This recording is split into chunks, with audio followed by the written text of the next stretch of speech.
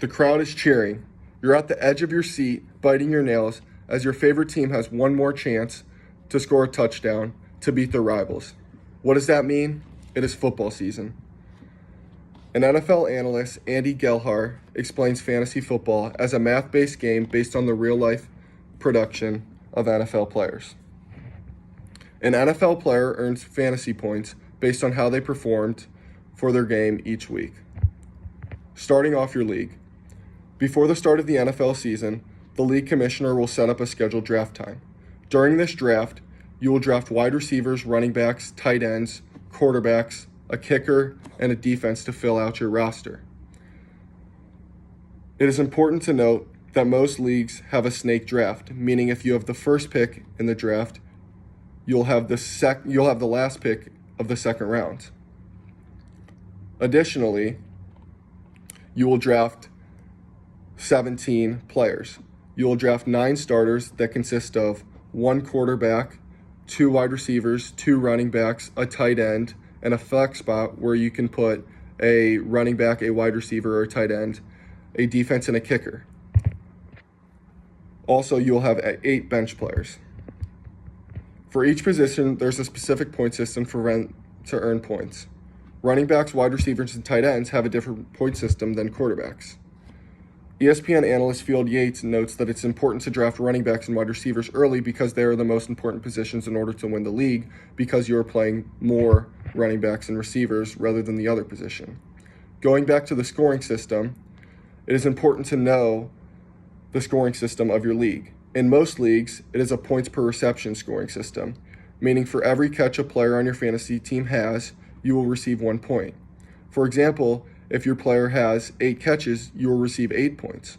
Additionally, for every 10 yards that your player goes, they will get a point. So if your player has 80 yards that day, they will get 8 points as well. On top of that, if your player scores a touchdown, you'll get 6 points. But this is completely different for the quarterback position. For the quarterback position, they earn 1 point for every 25 yards that they throw. Also, they only earn 4 points for every touchdown they throw.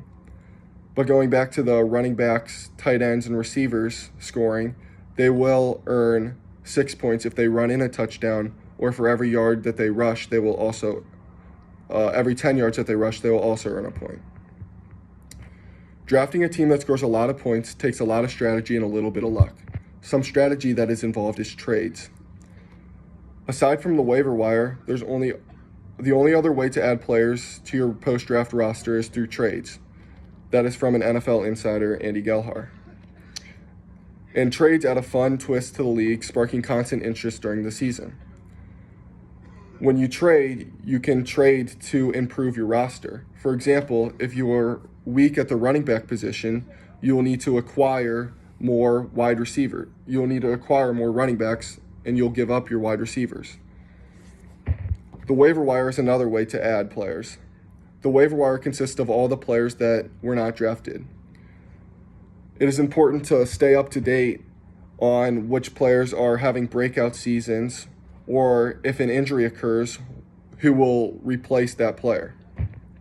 Lastly, you need to manage your bye weeks. Every team has a bye week during the NFL season, and it is important to not have every single one of your players have the same bye week, or you'll have no players to start in that week of your fantasy league. Although there are many strategies involved, people also play fantasy football to socially interact with their friends. Fantasy football is a way to still be involved with sports while increasing your knowledge of the game. A lot of people want to relive their glory days of when they played football in high school, or they remember playing sports.